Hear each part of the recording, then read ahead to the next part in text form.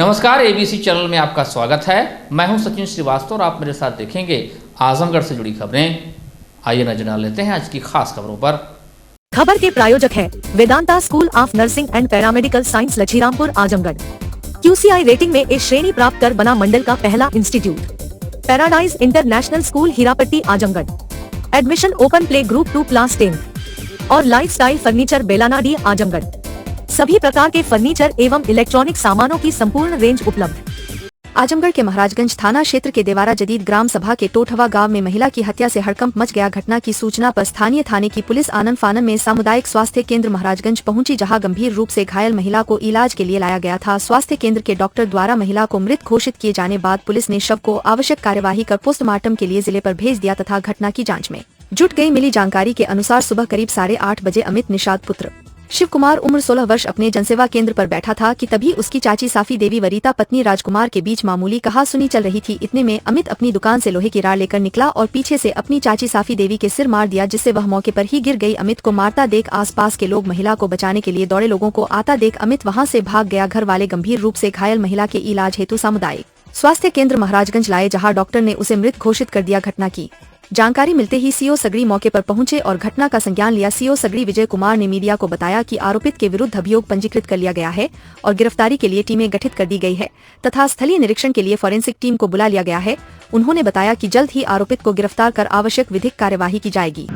आज सुबह अंकित टोटावा के निवासी हैं, उनके द्वारा बताया गया कि उनकी मां साफी देवी को उनके ही चचेरे भाई ने एक रॉड मारकर उनका जो है सर में मार दिया, जिसके कारण उनकी इलाज के दौरान मृत्यु हो गई है और इस संबंध में अभियोग पंजीकृत कर लिया गया है और आवश्यक कार्रवाई की जा रही है। क्या आरोपी की तलाश के लिए टीमें बनी हैं सर?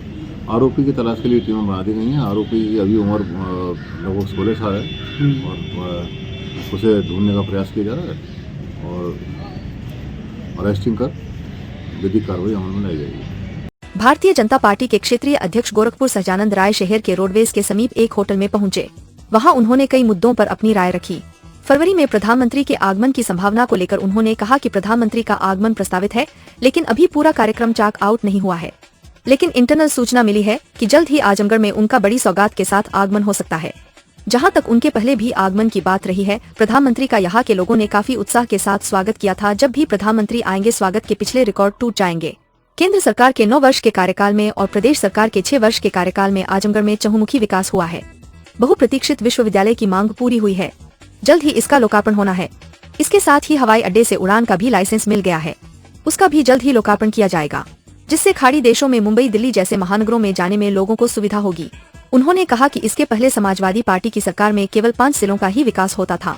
बीजेपी की सरकार में सभी 75 जिलों में विकास हो रहा है। नरेंद्र मोदी जी का आजमगढ़ आगमन को लेकर काफी इस तरह से चर्चा हो रही, क्या कहेंगे इस मामले में? प्रस्तावित कार्यक्रम है, अभी पूरा कार्यक्रम चेकआउट नहीं हुआ है, लेकिन हम लोगों को भी इंटरनल सूचना है प्रधानमंत्री जी का कार्यक्रम है और बड़ी सौगात के साथ उनका कार्यक्रम होने वाला है। जैसे ही हो जाएगा हम सारी चीजें आप लोग सामने ले आएंगे। ठीक है, तो आजमगढ़ में जिस तरीके से उम्मीद की जा रही है कि वो आएंगे, तो कितना सफल विकास के और आजमगढ़ में जब हमारे प्रधानमंत्री जी आए, मुझे लगता है कि जितनी बड़ी संख्या में लोग उनको स्वागत में आते हैं, इस बार मुझे लगता है कि उसका भी रिकॉर्ड टूटेगा। और विकास की बात जो आपने कहा, स्वाभाविक तौर पे जब से भारतीय जनता पार्टी की सरकार बनी तो मुझे लगता है बहुत प्रतीक्षित मांग कि आजमगढ़ में विश्वविद्यालय की स्थापना हो। आप सब भी आंदोलन कर रहे थे, हमारी सरकार ने विश्वविद्यालय की स्थापना की, उसका जल्दी ही लोकार्पण हो, जल्द ही और एयरपोर्ट को लेकर के वो सारी बातचीत हो गई है, उसका लाइसेंस भी हो गया है। जल्द ही जल्द यहाँ से एयरपोर्ट का भी लोकार्पण हो जाएगा और बहुत बड़ी संख्या में गल्फ कंट्री से जाने वाले, मुंबई यहाँ वहाँ जाने वाले हमारे आजमगढ़ के वासियों को ये सुविधा प्रदान होगी। बाकी आपने देखा है कि 9.5 साल में और उत्तर प्रदेश के 6.5 साल में आजमगढ़ में चौमुखी विकास हुआ है। यहाँ कोई भेदभाव समाजवादी पार्टी के तरीके से नहीं हुआ है कि 5 जिले चिन्हित है।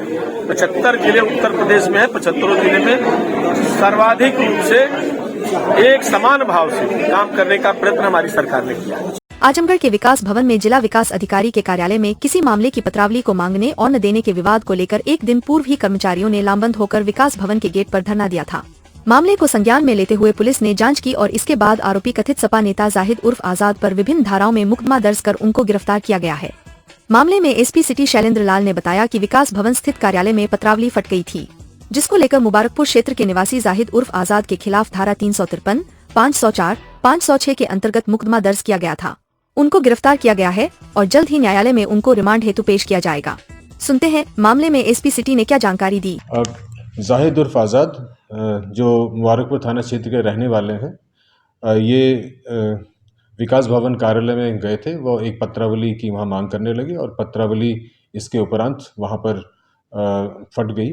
तो इस प्रकरण में मुकदमा अपराध संख्या 5/24 धारा 353, 504, 506 कायम किया गया था और इस मुकदमे में आज़ाद की गिरफ्तारी करी गई और शीघ्र इसे न्यायालय रिमांड हेतु प्रस्तुत किया जाएगा। आम आदमी पार्टी के वरिष्ठ नेता एवं राज्यसभा सदस्य संजय सिंह ने जेल के अंदर शुक्रवार को उपवास रख रहे हैं।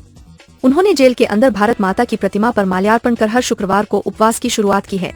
आप नेता ने जेल से ही देशवासियों से एकजुट होने का आह्वान किया।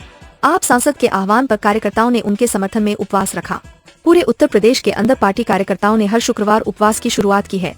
उसी क्रम में शुक्रवार को मेहता पार्क में बाबा भीमराव अंबेडकर की मूर्ति पर माल्यार्पण कर आप नेता संजय सिंह की गिरफ्तारी के खिलाफ जिले की आम आदमी पार्टी द्वारा उपवास किया गया।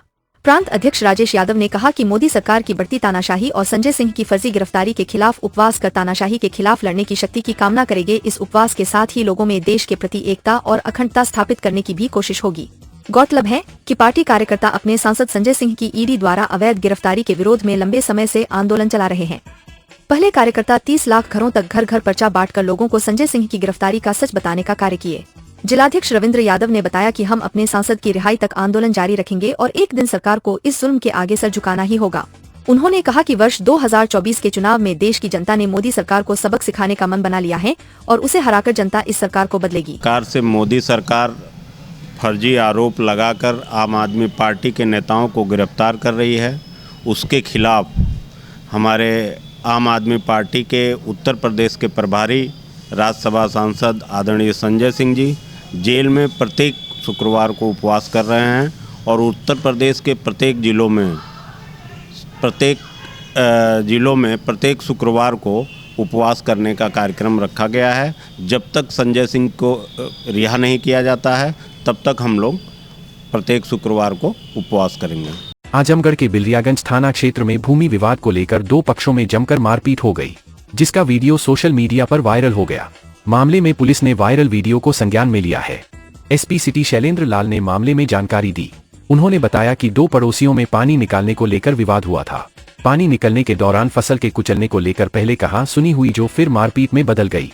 इस संबंध में स्थानीय थाना में मुकदमा अपराध संख्या 3/24 धारा 323, 504, 506 आईपीसी के अंतर्गत 3 लोगों के खिलाफ मुकदमा दर्ज कर आगे की कार्रवाई की जा रही है। सुनते हैं मामले में एसपी सिटी ने क्या जानकारी दी। वायरल हुआ है जिसमें मारपीट दर्शाया गया है। इसमें दो पड़ोसियों के बीच में पानी निकालने के दौरान फसल कुचलने को लेकर इसमें विवाद हुआ, उसमें कहासुनी और इसमें मारपीट हुई। इस प्रकरण में मुकदमा अपराध संख्या 3/24 धारा 323, 504, 506 3 लोगों के विरुद्ध कायम किया गया और शीघ्र इन तीनों अभियुक्तों की गिरफ्तारी पुलिस के द्वारा की जाएगी। आजमगढ़ के पुलिस लाइन के सभागार में जनपद के सभी थानों में तैनात 201 सब इंस्पेक्टर के लिए विशेष प्रशिक्षण की कार्यशाला पुलिस आयोजित की गई, जिसमें इन सभी सब इंस्पेक्टर को अपराध की विवेचना के संबंध में विस्तृत जानकारी दी गई। इसके अलावा शासन की प्राथमिकताओं व जनता को राहत देने संबंधी तमाम विषयों पर जानकारी दी गई। एसपी अनुराग आर्य ने बताया कि अलग अलग लोगों ने अलग अलग अपराध में सभी सब इंस्पेक्टर को जानकारी दी। खासकर धारा 307 व 308 के बारे में जानकारी दी गई कि इनकी विवेचना कैसे करें। जो विपन्न बरामद होते हैं उसके महत्व को बताया गया। डॉक्टर से क्या पूछना है, डॉक्टर का क्या बयान दर्ज करना है, महिला व बालिका संबंधी अपराधों की प्रति संवेदनशीलता और नियम कानून के बारे में बताया गया। 161 व 164 के अंतर्गत बयान दर्ज करने को लेकर जानकारी दी गई। सीआरपीसी की नोटिस के बारे में बताया गया। जन शिकायतों के निस्तारण व निष्पक्ष जांच को लेकर प्रशिक्षित किया गया। कल शाम को पुलिस लाइन में पूरे जनपद के जो सब इंस्पेक्टर्स हैं थानों पे तैनात हैं 201 सब इंस्पेक्टर्स पुलिस लाइन में उपस्थित हुए और इनको अलग अलग लोगों द्वारा अलग अलग अपराध की विवेचनाओं के बारे में प्रशिक्षित किया गया। खास करके धारा 307, 308 की विवेचनाएं, जो वेपन ऑफ ऑफेंस है उसकी बरामदगी का महत्व क्या है, किस प्रकार से आपको डॉक्टर का बयान दर्ज करना चाहिए, क्या सवाल उनसे पूछे जाने चाहिए।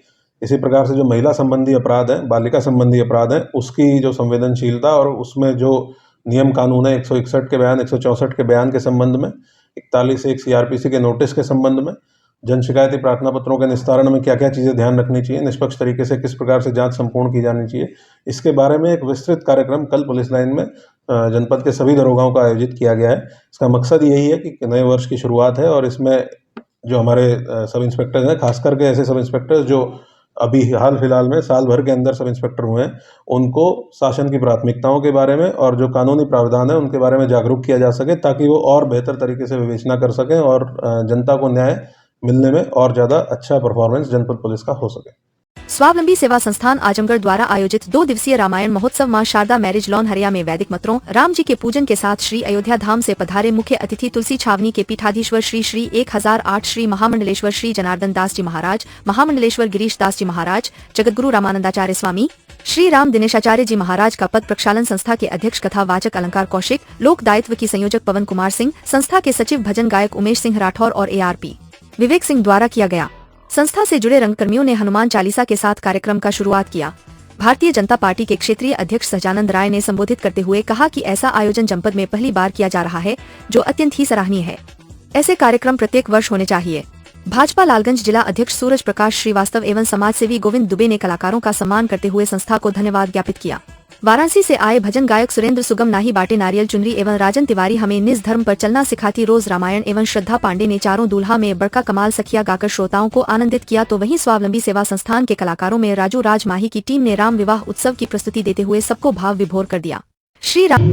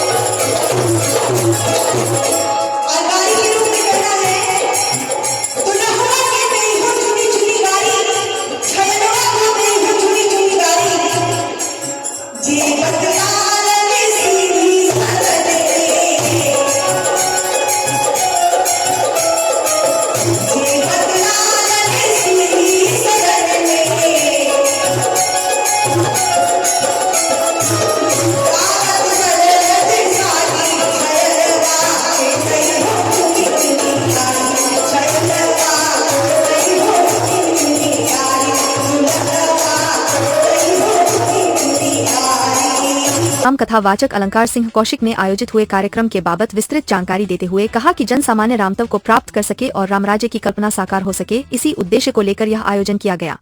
ये आयोजन रामायण महोत्सव का किया गया है। रामायण महोत्सव का आयोजन अयोध्या जी में प्रभु श्री राम जी का जो भव्य मंदिर का निर्माण हुआ है 22 जनवरी को, जिसका भव्य उद्घाटन होना है, उसी के परिप्रेक्ष्य में ये आयोजन हम लोगों ने अपने इस आजमगढ़ जनपद में रखा हुआ है। 2 दिवसीय स्वावलंबी सेवा संस्थान के द्वारा ये आयोजन किया गया है। मेन उद्देश्य इसका ये है कि राम जी के जीवन को लोग सुने, राम जी के जीवन का लोग दर्शन करें, राम जी के चरित्र का लोग अवगाहन करें, चाहे वो कथा के माध्यम से हो, चाहे लीला के माध्यम से हो, चाहे भजन के माध्यम से हो, क्योंकि राम जी एक आदर्श हैं। पूरे जीवन जीने की अगर कला को सीखना है तो राम जी के चरित्र को सुना जाए, राम जी के चरित्र को देखा जाए, तो कैसे किस प्रकार से किसके साथ कैसा व्यवहार करना चाहिए, शत्रु के साथ कैसा व्यवहार करना चाहिए, मित्र के साथ तो लोग व्यवहार करना जानते हैं, अपनों के साथ व्यवहार करना जानते हैं, लेकिन राम जी के चरित्र से हमें यह भी पता चल जाता है कि शत्रु के साथ कैसा व्यवहार किया जाना चाहिए। तो राम जी का पूरा जीवन ही दर्शन है। भाई के साथ कैसे रहा जाए, पिता के साथ कैसे रहा जाए, कैसे वचन का पालन किया जाए, कैसे मर्यादाओं का पालन किया जाए, कैसे जो अपनों से अलग हैं उनको अपना बना के रखा जाए, ये सब कुछ हम राम जी के चरित्र से सीख सकते हैं। तो एक प्रकार से ये जो महोत्सव रखा गया है वो राम जी के चरित्रों का दर्शन करने के लिए ही रखा गया है, जिससे जीवन हम अच्छे तरीके से जी सकें और राम राज की स्थापना, राम राज की परिकल्पना जो की गई है वो धीरे धीरे पूरी हो। हर कोई चाहता है कि राम राज आए, लेकिन राम राज लाने के लिए राम की तरह काम भी करना पड़ेगा, राम के भाइयों की तरह काम करना पड़ेगा, राम के जो स्वजन हैं उनकी तरह काम करना पड़ेगा, तब राम राज आएगा। जो आज वर्तमान समाज में वैमनस्यता फैलती चली जा रही है, वो केवल रामलीला का दर्शन करें, राम कथा का अवगाहन करें तो पता चल जाएगा कि वैमनस्यता किस प्रकार से दूर हो सकती है। राम राज क्या है? सब नर करहि परस्पर प्रीति, चलहि स्वधर्म निरत सुतनीति। राम राज की संकल्पना में ये है कि सब लोग एक दूसरे से प्रेम करते हैं, और ये हम लोगों का उद्देश्य भी है इस आयोजन के माध्यम से कि लोग यहाँ आएँ, देखें और प्रभु की लीलाओं को अपने हृदय में उतारें, उसका अनुपालन। जिलाधिकारी विशाल भारद्वाज की अध्यक्षता में शुक्रवार को कलेक्ट्रेट सभागार में जल जीवन मिशन के कार्यों की समीक्षा बैठक आयोजित की गई। जिलाधिकारी ने जल जीवन मिशन ग्रामीण के अंतर्गत फेज 2, फेज 3 एवं फेज 5 के अंतर्गत हुए कार्यों की समीक्षा करते हुए आवश्यक निर्देश दिए। उन्होंने सभी फेज में कार्यों की प्रगति बढ़ाने के निर्देश दिए। उन्होंने कहा कि कार्यों की गुणवत्ता पर विशेष ध्यान दिया जाए। उन्होंने कहा कि पाइप डालने के लिए जो भी सड़क काटी जा रही है उसका पुनर्स्थापना युद्ध स्तर पर कराना सुनिश्चित करें। उन्होंने कहा कि इस कार्य में किसी प्रकार की शिथिलता न की जाए। उन्होंने विभागीय अधिकारी को निर्देश दिया कि जो भी कार्यदायी संस्था निर्धारित समय में कार्य को पूर्ण नहीं करेंगे उनके विरुद्ध नियमानुसार कार्रवाई करना सुनिश्चित करें। उन्होंने कार्यदायी संस्थाओं को निर्देश दिया कि ओवरहेड टैंक का कार्य तेजी से गुणवत्तायुक्त पूर्ण कराएं एवं हर घर नल योजना के अंतर्गत अधिक से अधिक घरों को कनेक्शन देना सुनिश्चित करें। जिलाधिकारी ने फेज 5 के अंतर्गत कराए जा रहे कार्यों में तेजी लाकर कार्यों को गुणवत्तायुक्त पूर्ण करने के निर्देश दिए। इस अवसर पर अधिशासी अभियंता जल निगम ग्रामीण एवं सभी कार्यदायी संस्थाओं के प्रतिनिधि उपस्थित रहे। आज जल जीवन मिशन की डीएम साहब महोदय की अध्यक्षता में बैठक सभी 7 एजेंसीज के साथ हुई है, जिसमें कार्यों की समीक्षा की गई है और कार्यों की प्रगति बढ़ाने के सख्त निर्देश हैं और गुणवत्तापूर्वक और खासकर सड़क जो काटी जा रही हैं उसका पुनर्स्थापना युद्ध स्तर पर कराते हुए उसको फुल कवरेज के साथ पूरे करने के निर्देश दिए हैं और किसी भी ढिलाई के लिए उचित कार्रवाई करने के निर्देश प्राप्त हुए हैं।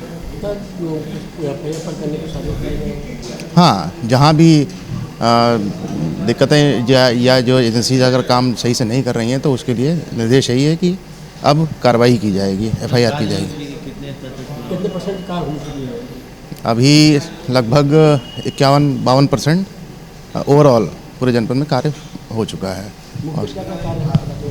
मुख्यतः हमारे जो कार्य हैं वो है टंकी का निर्माण और डिस्ट्रीब्यूशन पाइपलाइन का निर्माण और एंड प्रोडक्ट जो है, जो घरों में नलों को का कनेक्शन देना, ये हमारे मुख्य कार्य हैं।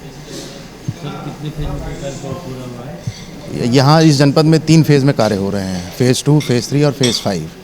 चूँकि फेज़ 5 में ही ज़्यादातर एजेंसियाँ अलॉट हुई हैं और ज़्यादातर काम फेज़ 5 में है, तो इसलिए थोड़ा सा जनपद बाकी जनपदों से थोड़ा सा पीछे है, लेकिन हम लोग उसको बहुत तेज़ी से कवर कर रहे हैं। शुक्रवार को करतालपुर स्थित GD ग्लोबल स्कूल में श्री राम जन्मभूमि निर्माणाधीन मंदिर अयोध्या के दर्शनार्थ प्रभात फेरी निकाली गई। प्रभात फेरी में कक्षा 11 के छात्र छात्राओं ने जयघोष करते हुए राम भक्तों को अक्षत पुष्प देते हुए श्री रामलला मंदिर में विग्रह की प्राण प्रतिष्ठा के उपरांत प्रभु के दर्शन करने की अपील की। बच्चों ने राम भक्तों को अवगत कराया गया कि श्री राम जन्मभूमि पर निर्माणाधीन श्री राम मंदिर में आगामी 22 जनवरी 2024 सोमवार के पावन दिवस पर प्रभु श्री राम के बाल रूप नूतन विग्रह को श्री राम जन्मभूमि पर बन रहे नवीन मंदिर के गर्भगृह में प्राण प्रतिष्ठित किया जाएगा। बच्चों की यह प्रभात फेरी करतालपुर ब्रह्मस्थान से होते हुए प्रहलाद नगर, आराजी बाग, हीरापट्टी, सुलेमपुर तक राम भक्तों को जागरूक किया गया। इस अवसर पर सभी राम भक्तों से यह निवेदन किया गया कि वे इस पावन अवसर पर पूर्वाह्न 11 बजे से अपराह्न 1 बजे के मध्य अपने आवास के समीपस्थ किसी भी मंदिर में राम भक्तों को एकत्रित कर भजन संकीर्तन करते हुए संपूर्ण वातावरण को राममय कर दें। मंदिर की रमणीयता एवं भव्यता से अवगत कराते हुए राम भक्तों से आग्रह किया गया कि मंदिर में विग्रह की प्राण प्रतिष्ठा के उपरांत प्रभु श्री रामलला के दर्शन अपने अनुकूल समयानुसार अवश्य करें। विद्यालय की निदेशिका स्वाति अग्रवाल ने राम भक्तों को अक्षत देते हुए उन्हें किसी मंदिर में प्राण प्रतिष्ठा समारोह को लाइव देखने तथा आरती आदि करने का आग्रह किया। प्रबंधक गौरव अग्रवाल ने सभी राम भक्तों को राम के प्रति समर्पित होने तथा प्राण प्रतिष्ठा के दिन किसी भी मंदिर में सुंदरकांड, हनुमान चालीसा आदि का सामूहिक पाठ करने का आह्वान किया। प्रधानाचार्य मोनिका सारस्वत पांडेय ने लोगों से आग्रह किया कि रामलला मंदिर में प्राण प्रतिष्ठा के दिन सायंकाल सूर्यास्त के बाद अपने घर के सामने दीपक जलाने एवं दीप मालिका सजाने तथा विश्व के करोड़ों घरों में दीपोत्सव मनाने का आग्रह किया। प्रभात फेरी में विद्यालय के प्रबंधक गौरव अग्रवाल, निदेशिका स्वाति अग्रवाल एवं प्रधानाचार्य मोनिका सारस्वत पांडेय सहित विद्यालय के अन्य शिक्षकगण उपस्थित थे।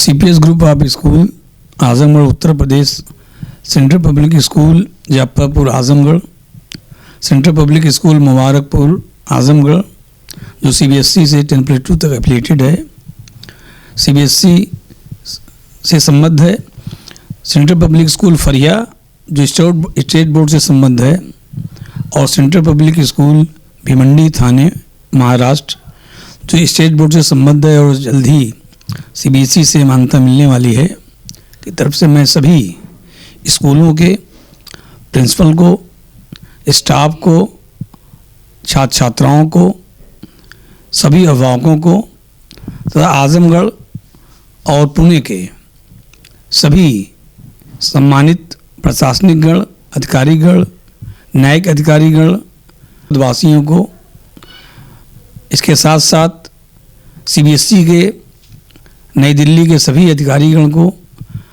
इलाहाबाद CBSE के सभी स्टाफ को और पुणे के सभी स्टाफ को तथा जनपद आजमगढ़ और जनपद थाने के सभी एजुकेशन डिपार्टमेंट के अधिकारीगण और स्टाफ को विद्यालय की तरफ से बहुत बहुत नववर्ष की शुभकामनाएं देता हूं। नववर्ष आप सभी के लिए मंगलमय हो, आप स्वस्थ रहें। ईश्वर से यही प्रार्थना है कि इस भारत देश को आगे बढ़ाने में आप अपना पूर्ण योगदान दें। बहुत बहुत नववर्ष की शुभकामनाएं देता हूं।